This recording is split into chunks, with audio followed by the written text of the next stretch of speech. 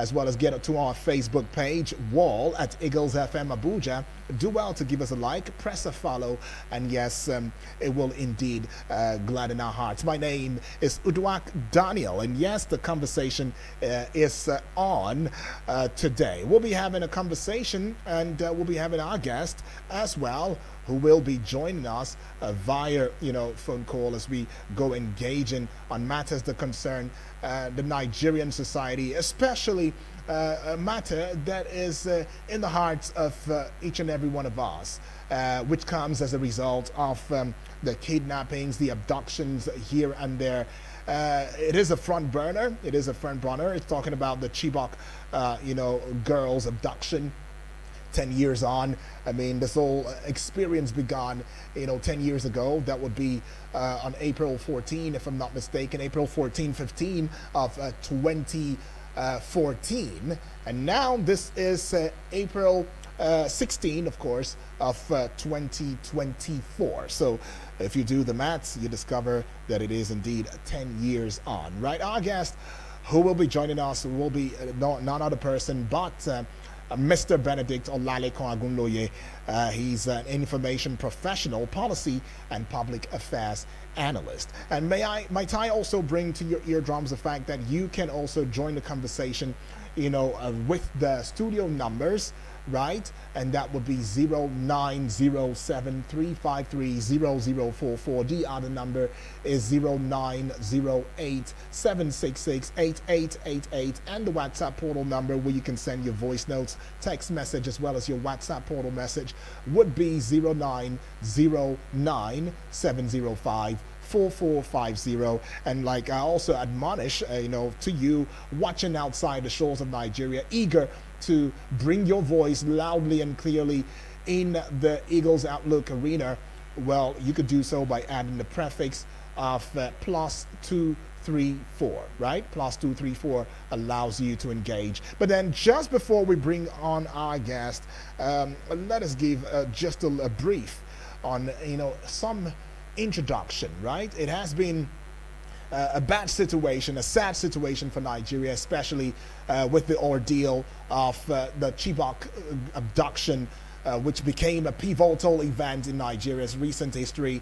And that really shocked the world's conscience. I mean, everybody was talking about it, celebrities around the world. It was like the rave of the moment on April 15 of 2014, where, Boko Haram militants kidnapped about 276 schoolgirls from government girls' secondary school in Chibok, that is in Borno State.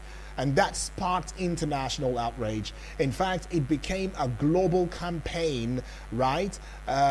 Which was led by quite a number of persons, the highs, the lows, the high professionals, the dignitaries here and there of different diverse countries, for seeking for their release. Now, over the years, some girls were rescued or escaped, but 89 remain missing, 89 or thereabouts, but we can boldly say that at least 85, not less than 85, are still missing right there. And that is symbolizing, a lingering trauma and unresolved questions surrounding that incident, right? And now as the 10th anniversary, anniversary of the abduction comes, the community represented by the Kibaku Area Development Association had called out for the rescue of the girls, and that when such rescues are made, that they be reunited with their families. In fact, they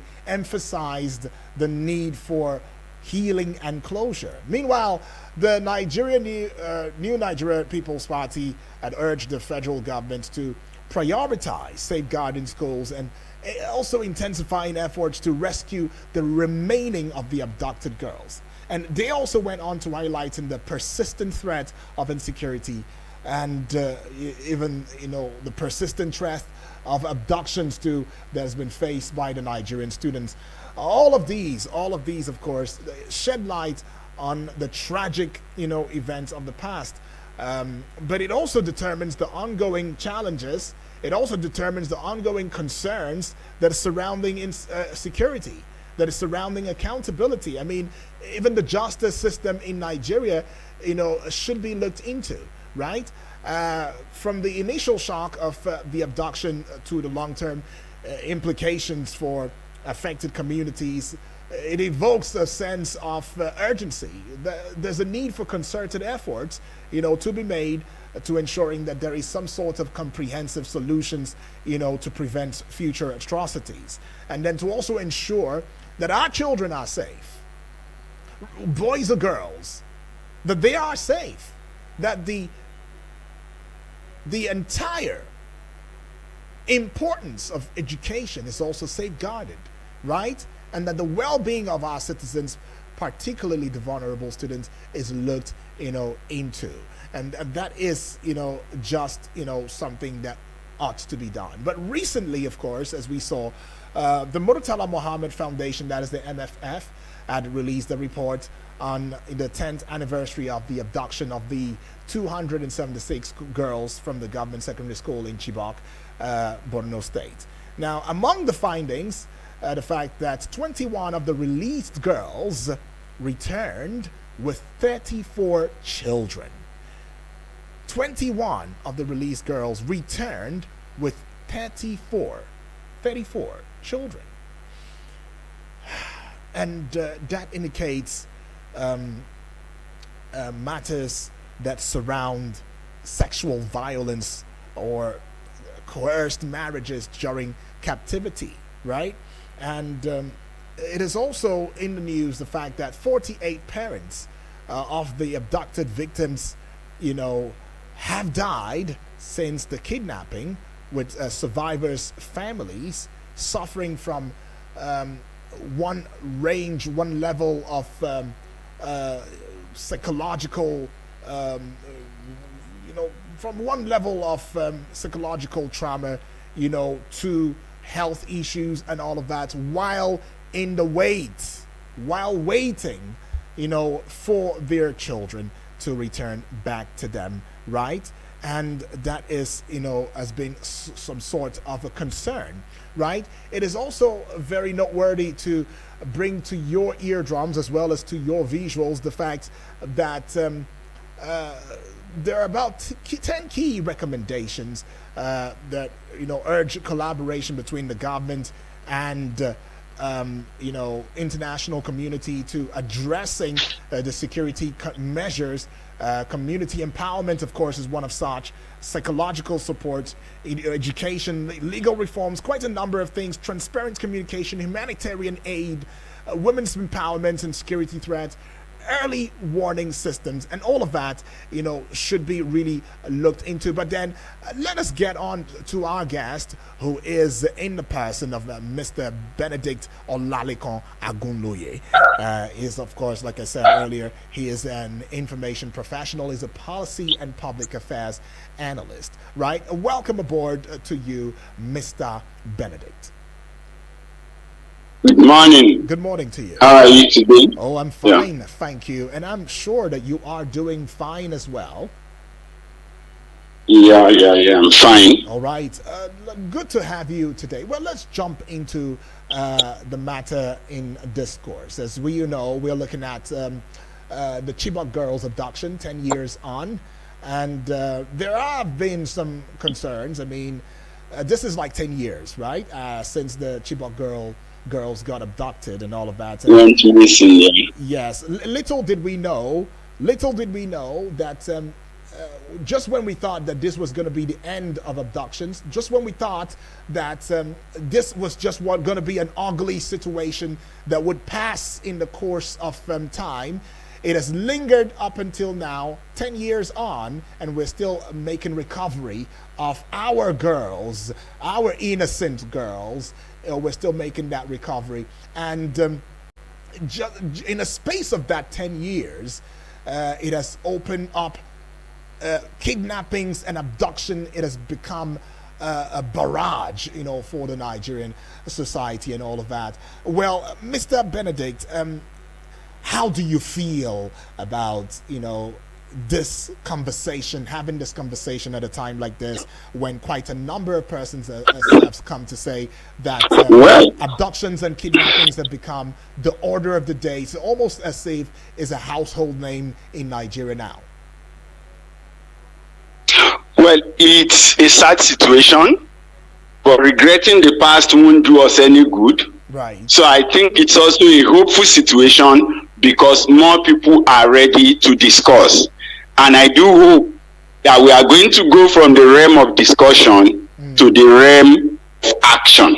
Right. Because that's where the bottom line is. You need to take care of the immediate so that we can begin to handle the future. Okay. Now, we also know that there are lessons to learn from the past. 276 girls were taken, and as we speak, 91 can still not be accounted for. Right. Whether they be dead or they are living in one form of condition or the other. 10 years ago, they were girls. Now they are young women. None of them is under 25 by now. So they are actually no longer children. They are now full-blown adults. Right. Unfortunately, they have gone through more than the eye can behold. From where we are, it's simple. Girls were abducted. Nigerian government came up with the Safe School Initiative. That's right. There were never any postmortem to know exactly what did we gain from the money realized and the money spent at the period. But I think that is gone. We may want to leave it there. Thereafter, I think about 2015, some UN members, spearheaded by I think Norway and Argentina, came up with the Safe School Initiative. And then they've had about 4 or 5 Safe School Initiative conferences till date. Nigeria actually hosted the 4th in 2021. And Nigeria is a signatory. It's among the 119 or thereabout nations, right, or states, members of the UN who have endorsed the Safe School Declaration. And what does the Safe School Declaration say? It's just a simple, what you would call intergovernmental agreement, right? Dedicated to the protection of education, even in the event of armed conflicts. And it says something like, look, every child or every girl and boy without fear of violence, attack. So when you say they have that right, how then do we enforce the right?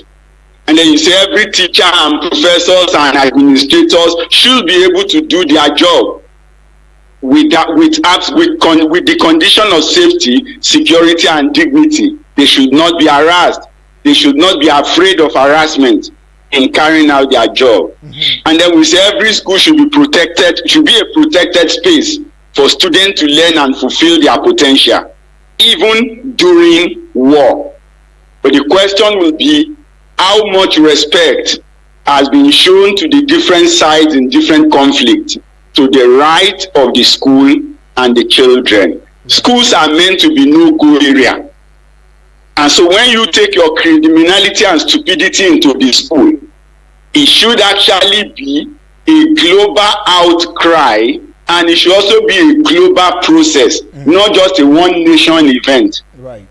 When a school child is missing, every nation that has signed that agreement, in my opinion, has responsibility to ensure that the agreement is enforced, which means that whoever has carried out that has committed a war crime and should ordinarily be dealt with. Of course, we said the university should be a safe place for both academic and critical thinking. Yeah. So when you come to those sets of agreements, they are great. And I think build up on that, there is also what you call the National Safe School Plan.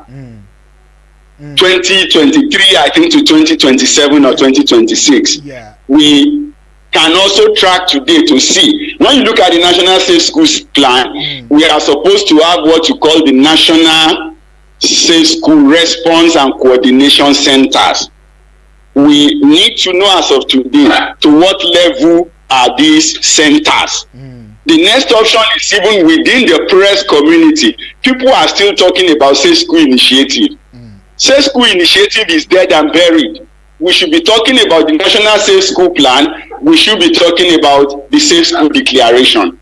And we should be monitoring how are the different agencies, the Ministry of Education and Finance coordinating, the police, the civil defense, the army, and the various other agencies. How are they taking up their responsibility and their roles within the National Safe School Plan? And I beg to put a peg to your thoughts. I'll come back to you in a short bit. Let's go pay some bills. We'll be right back.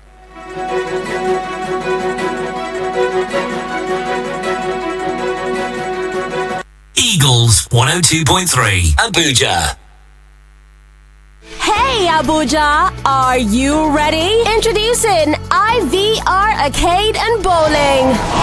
Your ultimate destination for non-stop fun and excitement like never before. Are you planning a birthday party or group event? Look no further. Bring your family and friends to IVR Arcade and Bowling. Your ultimate destination for non-stop fun and excitement like never before. We've got unlimited virtual reality and arcade games, car simulator, air hockey, PlayStation 5 on a big screen, archery. Also, perfect your aim in our cutting-edge bowling alley and more. Kids can have a blast in our soft playground too. And don't forget to treat yourself to delicious snacks and drinks while you play. At IVR Arcade and Bowling, we specialize in creating memorable experiences. For reservations, call 0901-003-5935 or visit Cookies Mall, second floor at Nitel Junction, Ademola Adetukumbo Crescent, Wuse 2, FCT, Abuja. IVR Arcade and Bowling,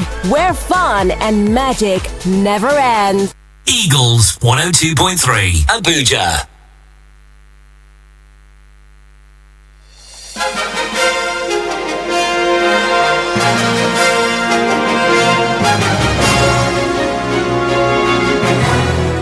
Welcome back and thank you for staying with us. This is the Eagles Outlook right here on Eagles 102.3 FM Abuja. We're still in connection with our guest right there, who is in the person of Mr. Benedict Agunloye. Well, Mr. Benedict, you've made some salient points right there. I mean, you've conversed about the fact that we should not dwell in the past, but we should begin to dwell in the present. But I'd like you to, I'd like us to look, at the place of governance and government when it comes to the need for the government to ensuring that the citizenry are safe. Yeah, I'm sure it is in the Constitution, the fact, a part where it is it behoves on the government to ensure that the security of its citizenry becomes paramount, right? And should any government fail in this regard to ensuring that security is paramount for the citizenry, many have adduced that one can actually say that there is a failure, there is a breakdown of that government, right? But then I'm coming from the place where I've seen just yesterday on national television, I watched a documentary that concerned, some of these girls, especially those that jumped out of the truck and all of that, and those who have been rescued in times past, where the government has come out to saying, okay, we will school you, made tall promises for these girls, and an interview with some of these girls has shown that they have been somewhat abandoned. Now, in these kinds of situations, can we say that we are indeed feeling the pain, that we are indeed serious as a people, as a government, towards ensuring that the lives and the betterment of the lives of these girls are indeed taken into consideration, whereby promises will be made and then these promises would not be kept? Right?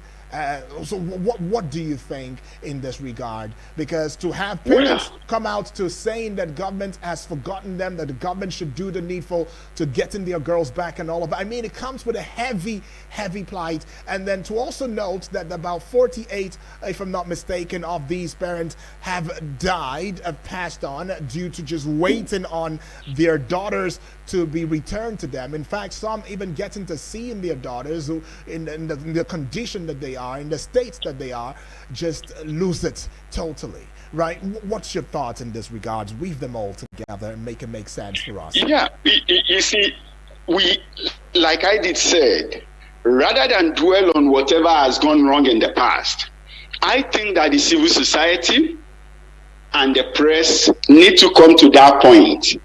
Nigeria is a signatory since about 2021 to the National Safe, to the Safe School Declaration. Right. That is a UN agenda. As at the last count, you have 119 nations that are subscribed to that. Okay. Nigeria is a member. So it makes the crime against school in Nigeria an international crime, So not just a local event. Now, number two, like I said, there is what we call the National Safe School Plan 2023 to 2026, which has assigned rules to various agencies, including the Ministry of Education, the Ministry of Finance, both as the coordinating center, and of course all the security agencies. I think the civil defense now have what we call National Safe School Coordination and Control Center. The police also seems to have launched one. But we need the press and the civil society to actually sit up the safe school desk in these agencies, right? To know exactly what are their problems in implementing the National Safe School Plan. Right. Is it that the funds are not coming? Is it that they do not have enough manpower? If you get what I'm saying, the police have a standard operating procedure by now, which they launched last year. Yeah. The civil defense have a national operating procedure, which they have launched. I'm yet to see the Army, the Navy, the Air Force, and the other agencies launching theirs. But the truth is that there is a plan in place. And so we need to sit on the people responsible, right, at the safe school desk in those agencies to see what exactly they are doing. Okay. If what they have in plan works, right, then we should have a better situation in our hands. Now, for instance, I do know that one of the foremost safe school consultants around the nation will be Dr. David Okoro. David Okoro would always be talking about the homegrown solution, in which case every child in the school is an asset, right? Now, the school remains a critical infrastructure because the child is a critical asset. The community in which the school lies is responsible for protecting, should be responsible for protecting the school, right? But the government agencies, the security forces should be responsible for protecting the community. And of course, the government at the top should be responsible for ensuring logistics and other things that are necessary for the security agency to do their job. And then, of course, the international community will be able to help beyond the borders. So when you look at that sixth level of protection, the child should not be under threat. But the truth will be that as it stands today, if you look at the last kidnap, Kagara said there is no network. And so you needed to go several hours before you could contact security forces. Isn't that laughable? You know, isn't that laughable for a country like Nigeria, right? That we don't have network in in about 60% of our landmass is not a news. It is a known fact, and so if we will not be able to address that immediately, there possibly should be an immediate plan to say wherever you have a school, right, there should be a means of communication to the outside world, so that at least, so if a community is privileged to host a school, then the community, by virtue of hosting the school, should also be privileged to have access to telecommunication, in which case it gives them the opportunity of reaching out to the rest of the world if they have to protect children. I do know that there are states in this nation where you have almost 20,000-30,000 primary schools. When you check how many nursery and primary schools we have altogether, there are more than the number of policemen in this nation. So which means even if you say put one policeman per school, right, the total number of strength that they have cannot go through. So in that regard, from this level, in that regard, what should be done? So there is a gap. And that means that there has to be a plan. So rather than see school response as one of the operational duties, I think that the police need to see it as a full-time job for some people, right? If they will go from school to school, they will network, they know how to deal with issues, not just that, okay, when there is an issue, the AC or DC operation will deploy men. No, there should be some people who are into school project, and that will be their only job, and that would include gathering intelligence. That would include being able to raise. They should be able to do their reconnaissance, gather their intelligence, make provision for backup if the need arises. So everything should be in place. But as long as we see it as a secondary function, or we just see it as a by the way duty, then there would always be issues. All right. And that's why I said that the press need to bring the national safe school plan to the forefront, right? So rather than discuss every event that has happened, no. What was the plan of the nation going forward? How are we going on it? Where are we on the plan? Now we are already in the second year, right, of the national safe school plan. Yeah. As much as 16 months down the line. How far have we gone? Okay, Mr. Benedict. You get what I'm saying? Yes, Mr. Benedict, is one thing to calling the press to come aboard. Is another thing to look at the reality in terms of execution, right?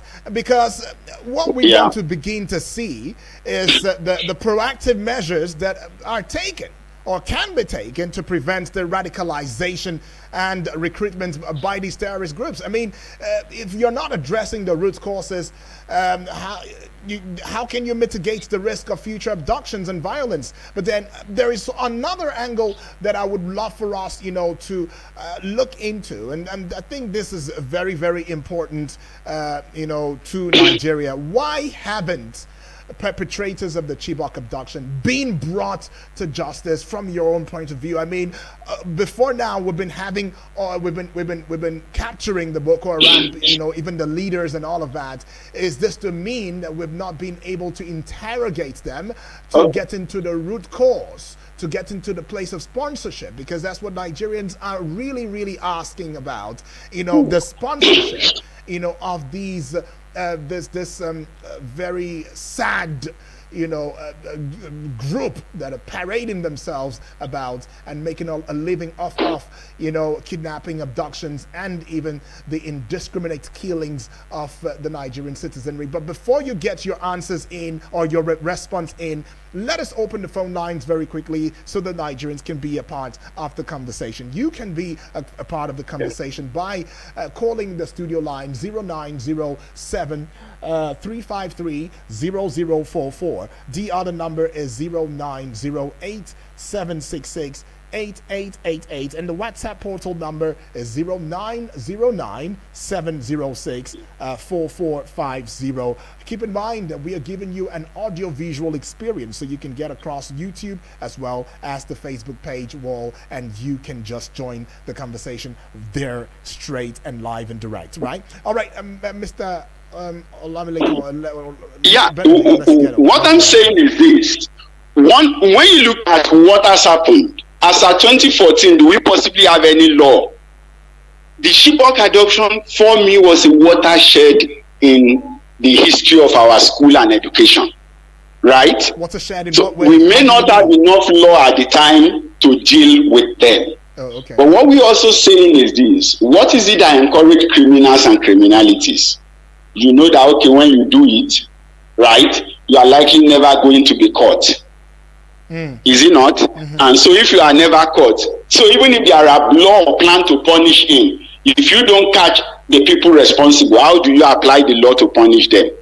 And that's why we are saying, don't even create the chance in the future. From where we are, right? When you look, if you have looked, I don't know if you have seen the National Safe School Plan document. I've seen right? Yeah. When you see it, if properly implemented, it is good enough to safeguard the future. And that's why I'm saying the discussion should be around the national plan, not about the failures of the past, right? It's a 4 years plan, 2023 to 2026. We are just in 2024, so we are not yet midway. But then there should have been action on ground from all the agencies that has responsibilities for it. So it wouldn't be wrong, therefore, taking the Ministry of Finance to task, taking the Ministry of Education to task, taking the different agencies to task. What is their delay? What are their plans?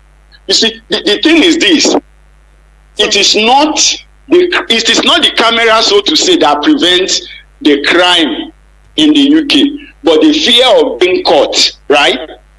The fear of being caught will make someone not the one. When they tell you there is camera everywhere, they are not telling you so that you can smile and laugh. Why they are saying that is what? So that you will be deterred from committing the crime. So we need to look at, we know what some of the threats are. What should be the deterrent from where we are? That's the same going question into that the we are future. asking. That is the same question, and I posed the and that's question what to I'm you. saying. Yeah, what will make the deterrent work? Rather than talking more about what you will do to the thief when you catch him, no, prevent the thief in the first place from even being able to have access to steal. Haven't we gone beyond? While prevention is very important, haven't we already gone beyond that level whereby the thief is already emboldened and we have not gone beyond that level. And operational. The thief is emboldened and operational. I'm saying that while you're talking about prevention, right? You see, that's what I'm saying. Yeah. If you have traveled some parts of the country, right?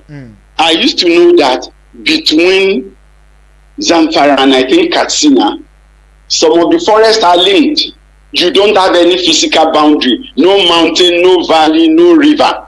The same thing goes for some parts of Kaduna and Zamfara, right? Right. The same thing happens in some part of the nation. There are places where you just need to cross the road to get from one state to the other. The truth is that the prevention is not yet in place. If I know I can travel 3 hours without network, you understand?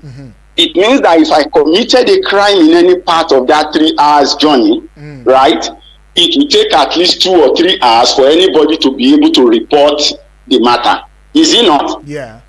And so in 2 or 3 hours, if I am running away, I should have gone far from the territory. So the truth is that operationally, infrastructurally, we are not ready. So you're saying right? That, you're saying and so that, we have to ensure that we put things in place that will serve as deterrent. Okay. So if you know that, okay. You're saying that these miscreants are using, leveraging on the loopholes and the lacuna that they see to operate sufficiently. Is that what you're saying? And that if these... That is exactly what I'm saying. All right. They are leveraging on the lack of infrastructure. Yeah. They are leveraging on the lack of men, and that's why we're saying let's come up with the program to say, okay, maybe every school that is in territories where there is no network, for instance, this is how you will give them connection. And because the society around, the community around them is part of their protection system, the community should also enjoy such basic benefits, right? So when some of the roads are done, now there are places where if you get response, even though they are 50 kilometers away, you may travel 2 hours and you are still not there. I don't know if you get what I'm saying. Yes. But Mr. Benedict, there is some concern that I raised, that you didn't quite look into. I'm talking about the fact that some of these girls that were rescued in times past were promised a better life. They were promised that they would get to schools, to the university level, but it seems as though their lives are even worse, or in a state of nobody cares. Even the same governments that had promised, in times past, up until now, government has not, upholded their own side of it, of the promises. So what is it about promises in Nigeria and not delivering on these promises? Aren't these people not also Nigerians? You see, let's go back to Dr. Okoro's whole society protection. Right. When these girls came out, there are more than 1,000 NGOs in Nigeria, is it not? Mm-hmm. Right? Yeah. Now, when they came back and promises were made, there is nothing wrong in some of the NGOs who have claimed to care about these children and who have gotten international funds to monitor their progress and give us give the world a quarterly report. If the government or the agency concerned is aware that there is quarterly report being done in some quarters that the rest of the world can see, right? You would have called attention to their plight. Not that after 6, 7, 8 years we are saying, no, they came, they were promised, but they were abandoned. I don't know if you get what I'm saying. Okay. It is still about the whole society approach. Everybody, from the civil society to the parents to the community, of course, to the NGOs, to the press, we all have a role to play, right? In setting up people who have responsibility towards the children to have fulfilled their responsibilities. But if they have been abandoned, it is the failure of the whole society. It's not about pointing finger at one individual or one agency or one state government. No.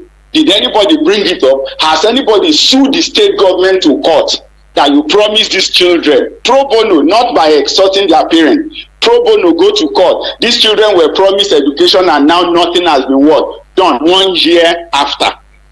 But after 7 years, we are now talking about promises not kept. I don't think yes, the reports we are getting now are beautiful reports, but they are just for the purpose of reporting. Right? And they are for some, they are just for the purpose of justifying funds. But the reality is that we need to take more concern beyond mere reporting to ensuring that people who have responsibilities are made to deliver them. Right.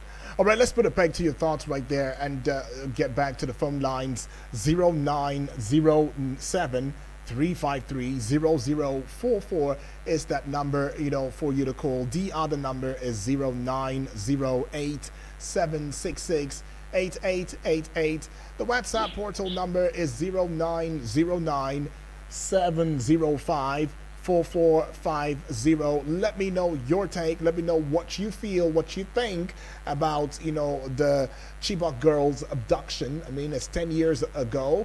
And it's a 10-year anniversary right now of that sad incident.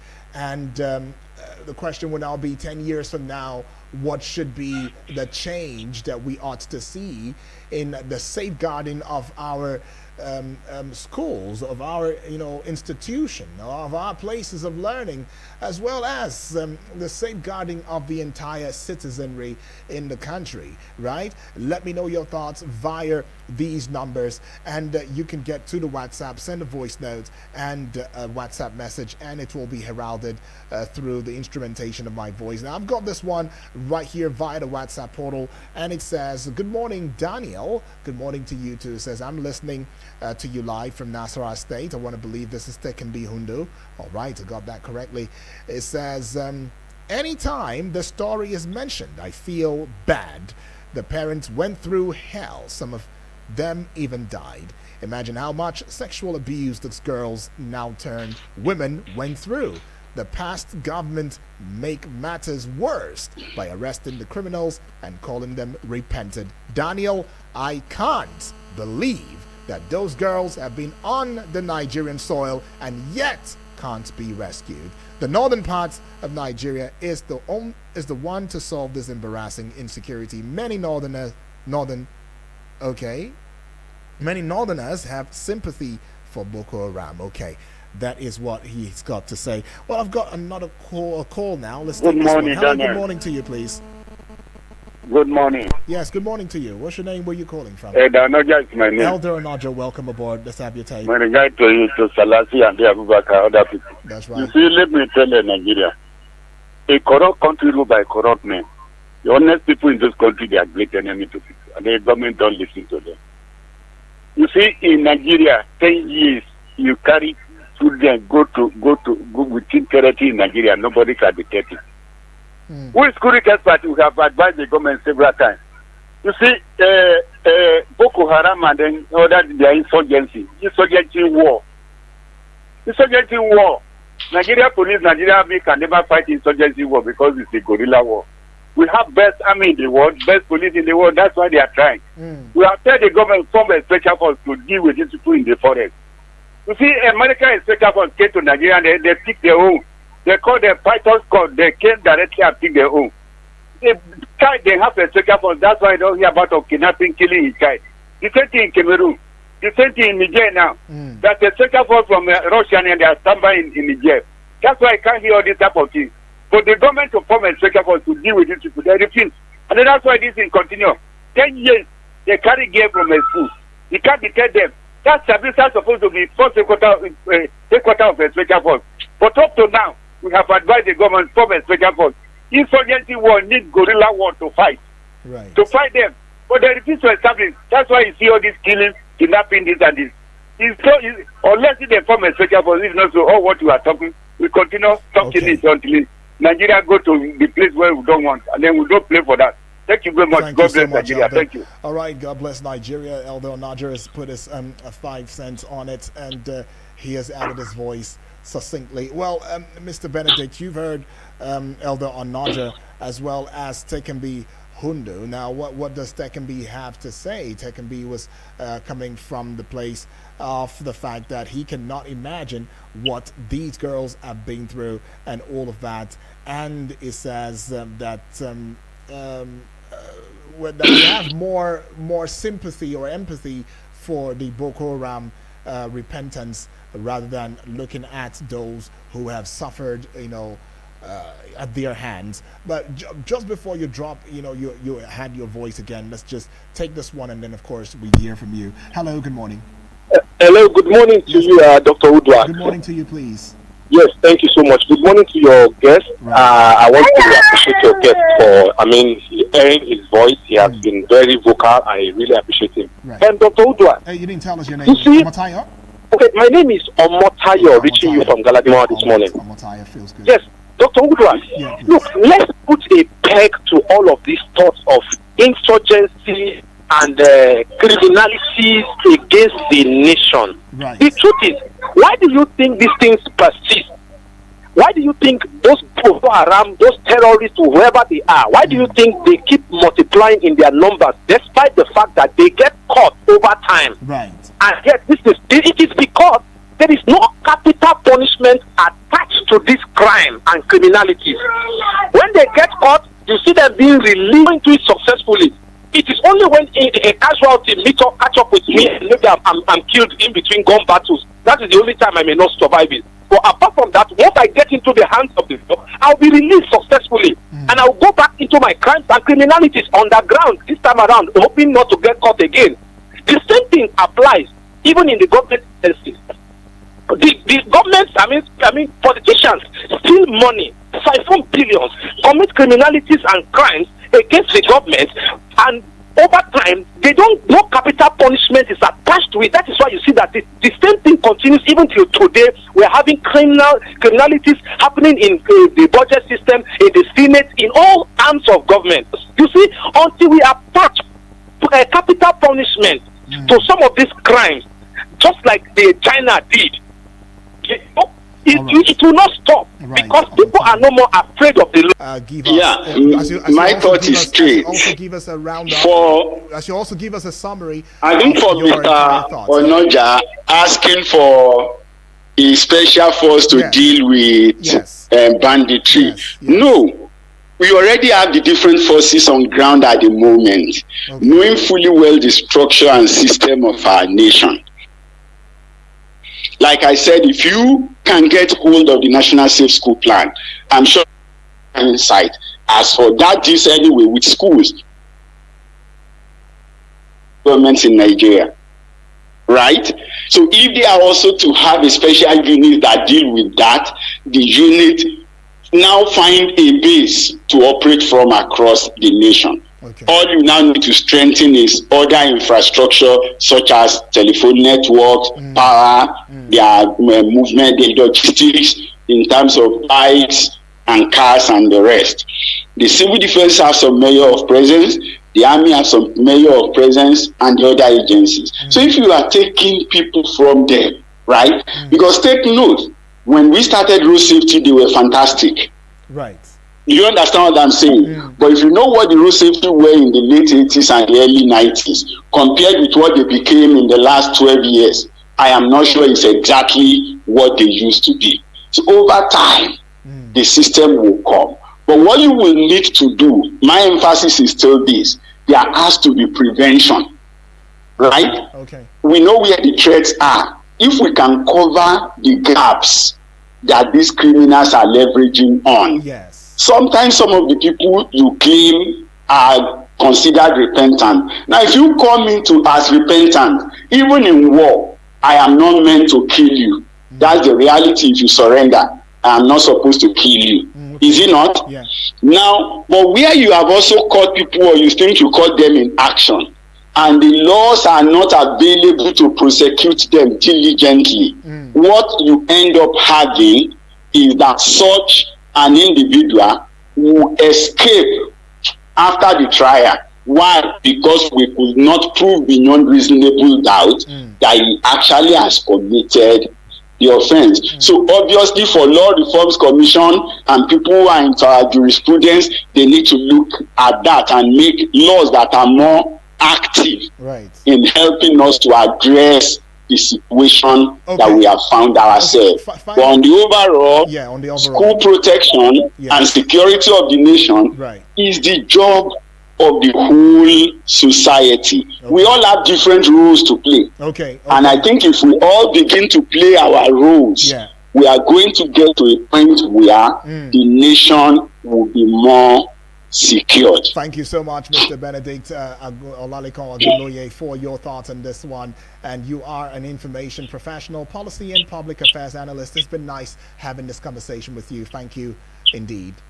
Thank you, and have a great day. You too. But then just before we go, I should bring this one into your eardrums right there. And this message is from you. You say, this one says, from Jojo from Piakasa, it says, it's a pity that our vice president, who was the governor of Borno State, was Chibok Borno, where Chibok girls were kidnapped, is not even talking about it now that he's the vice president. It's a pity. I will advise our governments to enact a law that would kill, bring the capital punishment for anybody caught in the act of kidnapping after proper investigation. God bless you. All right, Joseph, right there. And the final one I'll be taking. Oh, this is quite a long one. I'll try my best. It says, good morning, UD. This is James from Suleja. James is saying it's rather unfortunate that 10 years on we seem to have moved from mass abductions from schools to mass abductions on the roads and even from homes.